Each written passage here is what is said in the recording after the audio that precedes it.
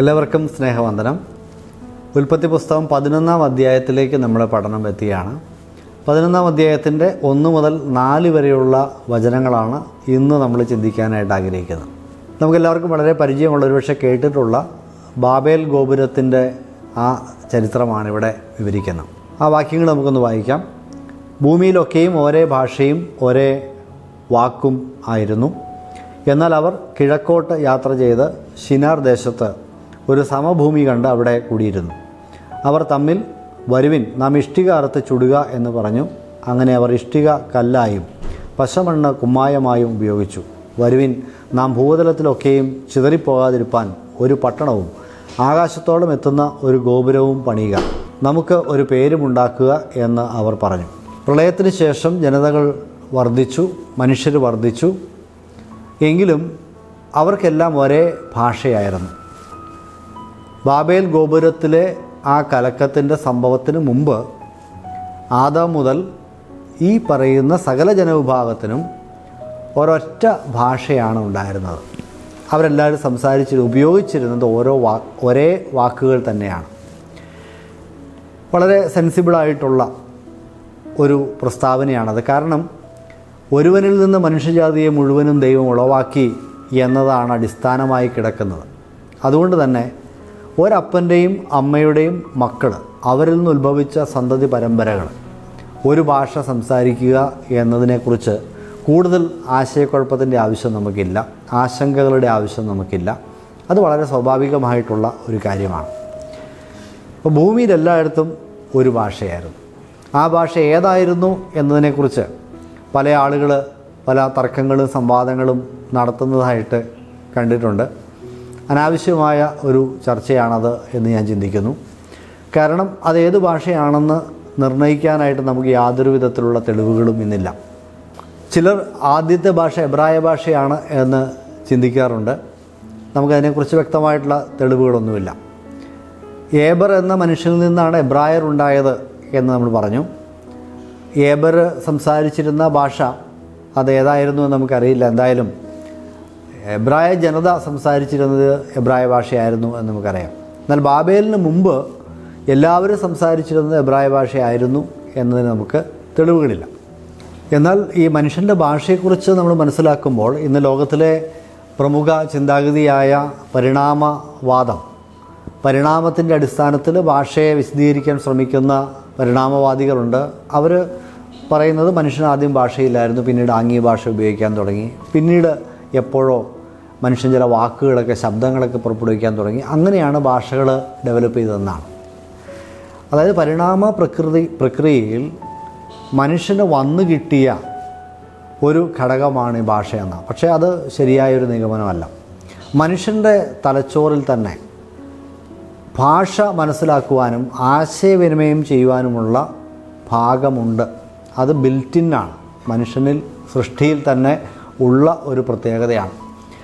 Grammatically വാക്കുകൾ ക്രമീകരിക്കുവാനും syntax, ഒരു ഭാഷയുടെ വാക്കുകളുടെ ക്രമമനുസരിച്ച് ആശയങ്ങൾ പുറപ്പെടുവിക്കുവാനും ആശയവിനിമയം ചെയ്യുവാനും കാര്യങ്ങളെ ഗ്രഹിക്കുവാനുമുള്ള കഴിവ് ഏതു മനുഷ്യനിലും ബിൽറ്റിന്നാണ്.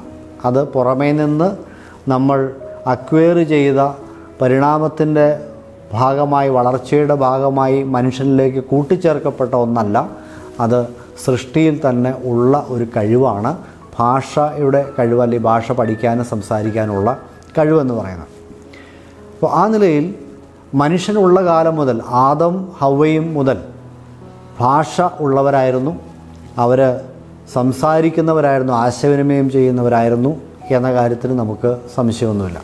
പിന്നെ അവരേത് ഭാഷയാണ് സംസാരിച്ചത് എന്നൊക്കെ വലിയ പ്രസക്തമായിട്ടുള്ള വിഷയങ്ങളല്ല. നമ്മുടെ പഠനം നമുക്ക് തുടരാം. ഭൂമിയിൽ എല്ലായിടത്തും ഒരേ ഭാഷയും ഒരേ വാക്കുമായിരുന്നു. പ്രളയത്തിന് ശേഷം അരാരാത്ത് പർവ്വതത്തിൽ പെട്ടകമുറച്ചു. ആ പ്രദേശത്ത് നിന്ന് പിന്നെ ഷേമിനും ഹാമിനും യാഫത്തിനും ഒക്കെ മക്കളുണ്ടായി. അവർ പതിയെ കിഴക്കോട്ട് യാത്ര ചെയ്തു. ഈ അരാരാത്ത് പർവ്വതത്തിൻ്റെ ആ ഭാഗത്ത് നിന്ന് കിഴക്കോട്ട് അവർ യാത്ര ചെയ്തു. ശിനാർ എന്ന് പറയുന്ന ഒരു സമഭൂമിയിൽ എത്തി. അവിടെയാണ് അവർ പിന്നീട് തമ്പടിച്ചത്. അവിടെയാണ് അവർ വീണ്ടും പെരുകാനായിട്ട് ആരംഭിക്കുന്നത്. ഈ ശിനാർ സമഭൂമിയിൽ വെച്ച് മനുഷ്യരെല്ലാവരും കൂടി ചിന്തിച്ച് ആലോചിച്ച് അവരൊരു തീരുമാനമെടുക്കുകയാണ്. നമുക്ക് ഒരു പട്ടണം പണിയണം, അതേപോലെ തന്നെ ഒരു ഗോപുരം പണിയണം. ഒരു പട്ടണവും ഗോപുരവും എന്തിനു വേണ്ടിയാണ്?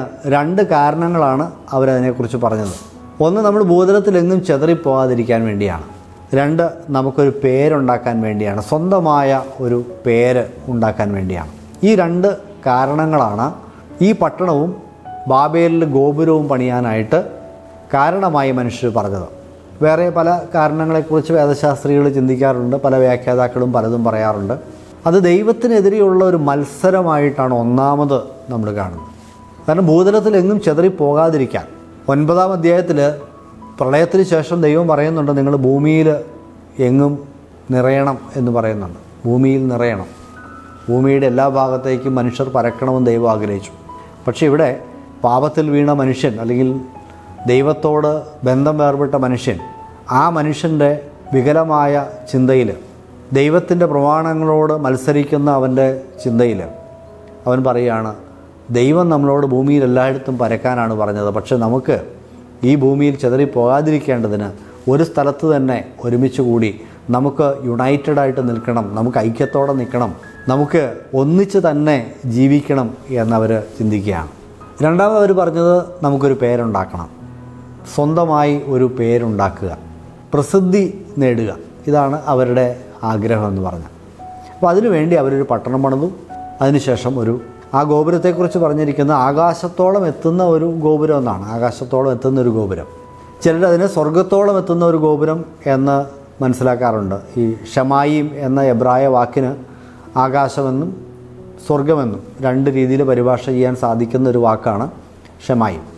അതുകൊണ്ടായിരിക്കാം സ്വർഗത്തോളം എത്തുന്ന ഒരു ഗോപുരം എന്ന് ചിലർ പറയാനായിട്ട് ശ്രമിക്കാറുണ്ട്. അപ്പം ചില ആളുകൾ അതിനെക്കുറിച്ച് പറഞ്ഞു, മനുഷ്യൻ സ്വന്തം പരിശ്രമം കൊണ്ട് സ്വർഗത്തിൽ കയറാനായിട്ടുള്ള ഒരു ശ്രമമാണ് അവിടെ നടത്തിയത്, അതാണ് ഏറ്റവും വലിയ മത്സരം എന്ന് ചില ആളുകൾ ചിന്തിക്കാറുണ്ട്. പക്ഷെ അതിന് നമുക്ക് അങ്ങനെ പറയാനായിട്ടുള്ള കാരണം അവിടെ നമ്മൾ കാണുന്നില്ല. ആകാശത്തോളം എത്തുന്നൊരു ഗോപുരം എന്നതുകൊണ്ട് ഉദ്ദേശിക്കുന്നത് വളരെ ഉയരമുള്ള, വളരെ ഉയരത്തിലേക്ക് കയറാൻ സാധിക്കുന്ന ഒരു ഗോപുരം. അത് മനുഷ്യൻ്റെ പ്രസിദ്ധിയെ കാണിക്കുന്നു, അവൻ്റെ കഴിവിനെ കാണിക്കുന്നു എന്ന് നമുക്ക് കരുതിയാൽ മതിയാകും എന്നാണ് ഞാൻ ചിന്തിക്കുന്നത്. അതല്ലാത്ത അർത്ഥങ്ങളൊക്കെ നമുക്ക് കൊടുക്കാനായിട്ട് നമ്മുടെ ഭാവന ഉപയോഗിക്കാം നമുക്ക്. പക്ഷേ അത് ഇവിടെ ഉദ്ദേശിച്ചിട്ടുണ്ടോ എന്ന കാര്യത്തെക്കുറിച്ച് നമ്മൾ സംശയിക്കേണ്ടിയിരിക്കുന്നു. അപ്പോൾ മനുഷ്യൻ ദൈവത്തോട് മത്സരിച്ചോ എന്ന് ചോദിച്ചാൽ തീർച്ചയായിട്ടും മത്സരിച്ചു. കാരണം ദൈവത്തിൻ്റെ കൽപ്പനയ്ക്ക് എതിരായിട്ടാണ് ഒരു സ്ഥലത്ത് ഒരുമിച്ച് നിലനിൽക്കാൻ അവർ ആഗ്രഹിച്ചത്. അതുമാത്രമല്ല, ദൈവത്തിന് മഹത്വം കൊടുക്കേണ്ടതിന് പകരം സ്വന്തമായി ഒരു പേരുണ്ടാക്കാനായിട്ട് മനുഷ്യൻ ആഗ്രഹിച്ചു. ആ നിലയിൽ മനുഷ്യൻ്റെ ഈ പരിശ്രമം ദൈവത്തിനെതിരെയുള്ള ഒരു നീക്കമായിട്ട് കണക്കാക്കാൻ സാധിക്കുന്നു. പാപികളായ മനുഷ്യർ ഒരുമിച്ച് കൂടി ദൈവത്തിനെതിരെ നടത്തുന്ന ഒരു നീക്കമായി നമുക്കതിനെ മനസ്സിലാക്കാനായിട്ട് സാധിക്കും എന്ന കാര്യത്തിൽ നമുക്ക് സംശയമൊന്നുമില്ല. എന്നാൽ അവർ സ്വർഗത്തിൽ കയറാനായിട്ട് ശ്രമിച്ചോ എന്ന കാര്യത്തിൽ സംശയമുണ്ട്. മറ്റൊരു ആശയം, ഈ ഗോപുരത്തിൻ്റെ സ്ട്രക്ചർ, അതിൽ പണിതിരിക്കുന്ന രീതി, എൻജിനീയറിംഗ് സ്റ്റൈല്, സിഗാരറ്റ്സ് എന്ന് പറയുന്ന ഒരു പുരാതന നിർമ്മാണ രീതിയാണ്.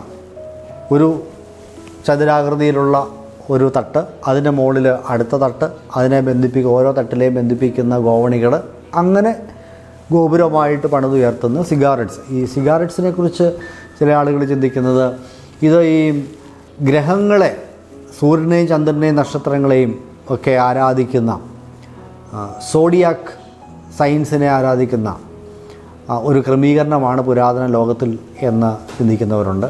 അപ്പോൾ അത് വിഗ്രഹാരാധനയുടെ, അല്ലെങ്കിൽ ഈ പ്രകൃതി ആരാധനയിലൂടെ ദൈവമല്ലാത്തവയെ ആരാധിക്കുന്നതിൻ്റെ ഒരു തുടക്കം, ദൈവമല്ലാത്തവയെ, ദൈവത്തിൻ്റെ സൃഷ്ടികളെ ഒരു സമൂഹമായി ആരാധിക്കുവാൻ ആരംഭിക്കുന്നതിൻ്റെ ഒരു ചരിത്രം എന്ന് ചില ആളുകൾ അതിനെക്കുറിച്ച് ചിന്തിക്കാറുണ്ട്. ഏതായാലും അതൊന്നും നമുക്ക് ഈ വേദഭാഗത്ത് കാണാനായിട്ട് സാധിക്കുന്നില്ല. മോശ അങ്ങനെയൊന്നും അതിനെക്കുറിച്ച് പ്രതിപാദിച്ചിട്ടില്ല.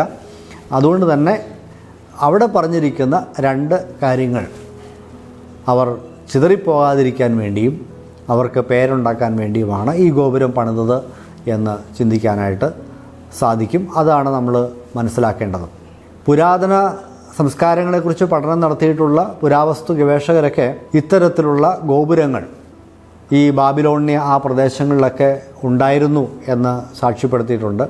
റോമൻ ചരിത്രകാരനായ ഹെറോഡോട്ടസ് അദ്ദേഹം ഈ പ്രദേശങ്ങളിൽ പോവുകയും ഇത്തരത്തിലുള്ള ഗോപുരങ്ങൾ കണ്ടു എന്ന് രേഖപ്പെടുത്തിയിട്ടുണ്ട്. അപ്പോൾ ഇതൊക്കെ ചരിത്രത്തിൻ്റെ ഭാഗമാണ്. പണ്ടത്തെ പുരാതനമായ സംസ്കാരങ്ങളിൽ ഇത്തരത്തിലുള്ള ഗോപുരങ്ങൾ മനുഷ്യൻ പണിതിട്ടുണ്ടായിരുന്നു എന്നതിൻ്റെ തെളിവുകൾ, അതിൻ്റെ അവശിഷ്ടങ്ങൾ ഇന്ന് നമുക്ക് ലഭ്യമാണ്. എന്തായാലും മനുഷ്യൻ ഒരു പട്ടണവും ഒരു ഗോപുരവും പണിതു എന്ന് നമുക്ക് ഈ വേദഭാഗത്ത് മനസ്സിലാക്കാം. അവർ പണിയാൻ ഉപയോഗിച്ച മെറ്റീരിയൽസിനെ കുറിച്ച് അവിടെ പറയുന്നുണ്ട്. ഇഷ്ടിക അറുത്ത് ചുട്ട് കല്ലിന് പകരം ഉപയോഗിച്ചെന്നാണ്. അതുപോലെ തന്നെ പശമണ്ണ്. ഈ പശമണ്ണ് എന്നതിന് നമുക്ക് ഈ ബിറ്റുമിൻ, ടാറ് പോലെയുള്ള ഒരു വസ്തു എന്ന് മനസ്സിലാക്കാം. കീല് എന്നൊക്കെ പറയുന്ന ആ വസ്തു തന്നെ ആയിരിക്കണം ഈ പശമണ്ണ് എന്നുപയോഗിച്ചിരിക്കുന്നത്. നോഹ പെട്ടകം പണിതപ്പോൾ വെള്ളം കിടക്കാതിരിക്കാൻ വേണ്ടി, വാട്ടർ പ്രൂഫ് ചെയ്യാൻ വേണ്ടി പൂശിയത് കീലാണെന്നുള്ള കാര്യം നമുക്ക് അറിയാം. ആ പ്രദേശങ്ങളിൽ, ബാബിലോണിയ ആ പ്രദേശങ്ങളിലൊക്കെ ഈ കീൽ കുഴികളുണ്ടായിരുന്നു. ഈ പെട്രോളിയം പ്രൊഡക്റ്റ് ആയിരിക്കണം ഈ ടാറ് പോലെയുള്ള ഈ വസ്തു. അത് പശ പോലെ കല്ലിനെ ഒട്ടിച്ച് ചേർക്കാനായിട്ട് നല്ലൊരു വസ്തുവാണ്. അതുകൊണ്ട് അവർ ഈ കെട്ടിടം പണിയാനായിട്ട് ഉപയോഗിച്ച വസ്തുക്കൾ ഇതൊക്കെയാണ്. ഇനി ഇവിടെ നമ്മളൊരു കാണുന്നൊരു കാര്യം, വളരെ പുരാതനമായ കാലം മുതൽ മനുഷ്യൻ ഇഷ്ടിക ഉണ്ടാക്കാനായിട്ട് തുടങ്ങിയിരുന്നു. കളിമണ്ണ് കുഴച്ച് ആദ്യമേ ചുടാതെ ആയിരിക്കാം മനുഷ്യൻ കെട്ടിടങ്ങൾ പണിയാൻ തുടങ്ങിയത്. പിന്നീട് ആ ഒരു ടെക്നോളജി, ആ ഒരു അറിവ് മനുഷ്യൻ നേടിയെടുത്തു. കളിമണ്ണ് കുഴച്ച് ഇഷ്ടിക ഉണ്ടാക്കി അത് തീയിൽ വെച്ച് ചുട്ട്, അപ്പോൾ കൂടുതൽ അത് ശക്തിപ്പെടും എന്നുള്ള കാര്യം മനുഷ്യന് മനസ്സിലായി എന്നുള്ളതാണ് മനസ്സിലാക്കേണ്ടത്.